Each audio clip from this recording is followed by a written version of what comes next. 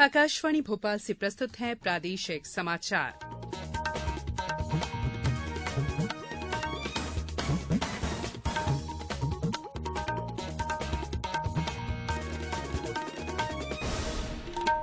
नमस्कार, समाचारों के साथ मैं संयुक्ता बैनर्जी। सबसे पहले इस बुलेटिन के मुख्य समाचार। प्रधानमंत्री नरेंद्र मोदी ने आज शिमला में गरीब कल्याण सम्मेलन को संबोधित किया। 2 महीने तक चलने वाला हर घर दस्तक अभियान का दूसरा चरण कल से शुरू होगा। विश्व तंबाकू निषेध दिवस पर प्रदेश भर में हुए विभिन्न कार्यक्रम और वातावरण में नमी कम होने के कारण भोपाल सहित प्रदेश के अधिकतर जिलों में अधिकतम तापमान में हुई बढ़ोतरी। अब समाचार विस्तार से। प्रधानमंत्री नरेंद्र मोदी ने आज शिमला में गरीब कल्याण सम्मेलन को संबोधित किया। ये कार्यक्रम प्रधानमंत्री नरेंद्र मोदी के नेतृत्व में केंद्र सरकार के 8 साल पूरे होने के अवसर पर आयोजित किया गया।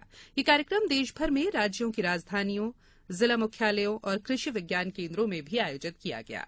प्रधानमंत्री ने इस अवसर पर प्रधानमंत्री किसान सम्मान निधि पीएम किसान योजना के अंतर्गत 11वीं किस्त भी जारी की।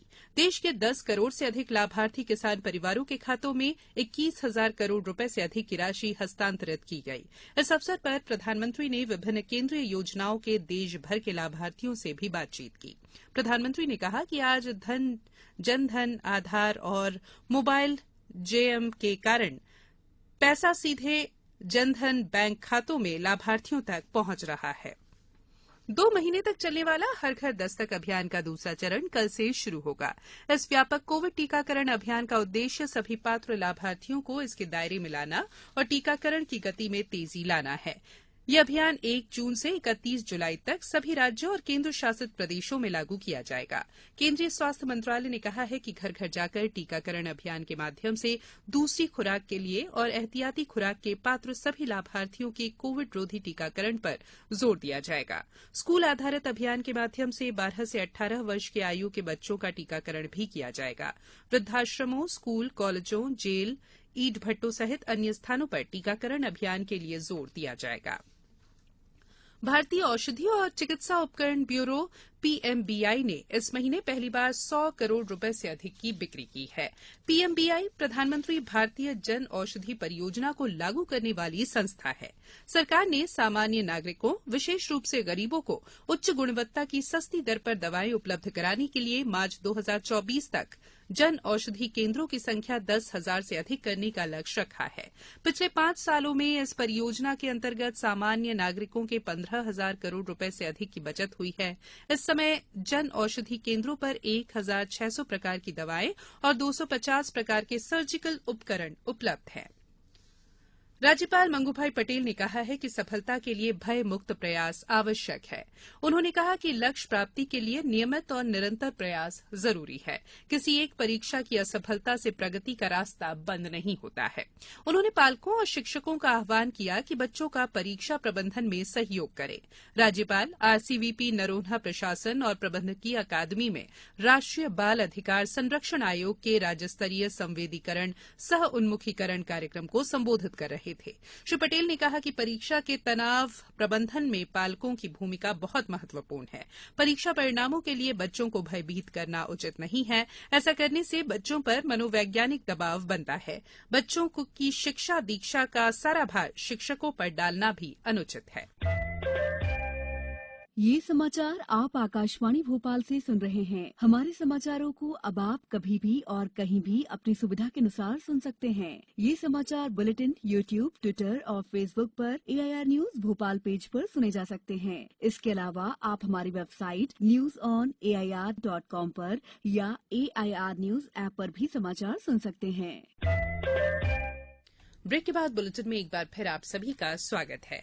प्रदेश से राज्यसभा के लिए रिक्त होने वाले 3 स्थानों की पूर्ति के लिए द्विवार्षिक निर्वाचन के लिए नामजदगी के आज अंतिम दिन आज श्रीमती कविता पाटीदार और श्रीमती सुमित्रा वाल्मीकि ने भारतीय जनता पार्टी के उम्मीदवार के रूप में रिटर्निंग ऑफिसर अवधेश प्रताप सिंह के समक्ष अपने अपने नामांकन पत्र दाखिल किए।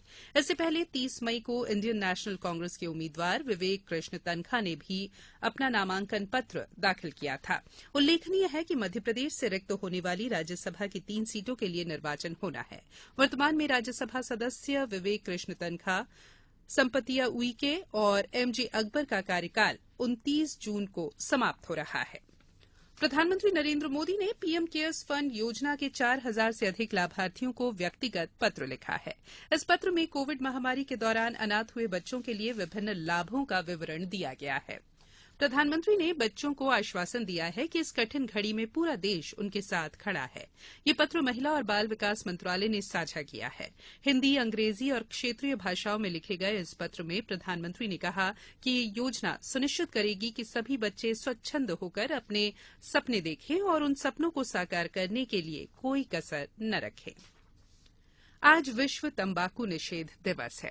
ये दिवस तंबाकू से होने वाले नुकसान के बारे में जागरूकता पैदा करने के लिए मनाया जाता है। विश्व तंबाकू निषेध दिवस का विषय है पर्यावरण की रक्षा। मंदसौर में अंतर्राष्ट्रीय तंबाकू निषेध दिवस के अवसर पर जी नर्सिंग कॉलेज ग्राम गुराड़िया देदा में विधिक साक्षरता शिविर का आयोजन किया गया। छिंदवाड़ा में कांग्रेस कार्यालय में विश्व तंबाकू निषेध दिवस पर एक परिचर्चा का आयोजन किया गया। शिवपुरी में मानस भवन से एक जनजागरूकता रथ को हरी झंडी दिखाकर रवाना किया गया। अशोकनगर में आज तंबाकू निषेध को लेकर शपथ भी दिलाई गई। बैतूल में तंबाकू हमारे पर्यावरण के लिए खतरा है, तंबाकू को छोड़ दो, जीवन को मोड़ दो विषय पर शहरी आशा कार्यकर्ताओं की कार्यशाला सीएमएचओ कार्यालय के सभाकक्ष में आयोजित की गई। गुना में आज जागरूकता रैली निकाली गई। देवास जिले में भी विभिन्न कार्यक्रमों के आयोजन किए गए। आज विश्व तोता दिवस भी है। विश्व में तोते की लगभग 4 में से 1 प्रजाति को प्राकृतिक आवास के नुकसान, पालतू जानवरों के व्यापार के लिए फंसने, फसल कीटों के रूप में उत्पीड़न और अन्य मानव जनित खतरों के कारण खतरा है। तोतों के संरक्षण के लिए जागरूकता बढ़ाने के लिए 2004 से हर साल 31 मई को विश्व तोता दिवस मनाया जाता है। बात करेंगे मौसम की। वातावरण में नमी कम होने के कारण राजधानी भोपाल सहित प्रदेश के अधिकतर जिलों में अधिकतम तापमान में बढ़ोतरी होने लगी है और राजधानी सहित प्रदेश के अन्य हिस्सों में गर्मी से राहत मिलती नजर नहीं आ रही है। हालांकि पूर्वी मध्य प्रदेश में नमी मौजूद रहने के कारण कहीं कहीं बौछारें पड़ रही हैं। मौसम विज्ञान केंद्र के वरिष्ठ मौसम विज्ञानी एचएस पांडे ने बताया है कि वर्तमान में एक पश्चिमी विक्षोभ जम्मू कश्मीर पर ट्रफ के रूप में बना हुआ है। इसके अतिरिक्त उत्तर पश्चिम राजस्थान से दक्षिण उत्तर प्रदेश, बिहार से होकर बांग्लादेश तक भी एक ट्रफ बना हुआ है। इस वजह से वातावरण में कुछ नमी आ सकती है। इन 2 मौसम प्रणालियों के कारण जबलपुर, रीवा, शहडोल संभागों के जिलों में कहीं कहीं गरज चमक के साथ बौछारें पड़ने की संभावना है। अब कुछ समाचार संक्षेप में। छिंदवाड़ा में त्रिस्तरीय पंचायत आम निर्वाचन के अंतर्गत सभी सेक्टर जोनल ऑफिसरों का प्रशिक्षण 1 जून को राजमाता सिंधिया शासकीय कन्या स्नातकोत्तर महाविद्यालय में आयोजित किया गया है। धार जिला मुख्यालय पर महाराणा प्रताप जयंती को महोत्सव के रूप में मनाया गया। महाराणा प्रताप, राजा भोज और राजा बख्तावर सिंह की प्रतिमा पर माल्यार्पण किया गया। आगरमालवा के सभी विकासखंडों में ग्रीष्मकालीन खेल प्रशिक्षण शिविर का आयोजन 1 जून से 30 जून तक आयोजित किया जाएगा। शहडोल में 2 दिवसीय जिला स्तरीय स्वास्थ्य मेला 1 और 2 जून को जिला चिकित्सालय में आयोजित किया जा रहा है। सतना में आज डिस्ट्रिक्ट कमांडेंट सतना आई के उपनारे ने जिला होमगार्ड कार्यालय का वार्षिक निरीक्षण किया। रीवा जिले में हाई रिस्क गर्भवती महिलाओं के सुगम प्रसव और एक जीवन बचाने के उद्देश्य से जिला प्रशासन रीवा के किलकारी पोर्टल का शुभारंभ किया गया और त्रिस्तरीय पंचायत राज निर्वाचन के तहत नाम निर्देशन पत्र प्राप्त करने की प्रक्रिया सोमवार 30 मई से शुरू की गई है।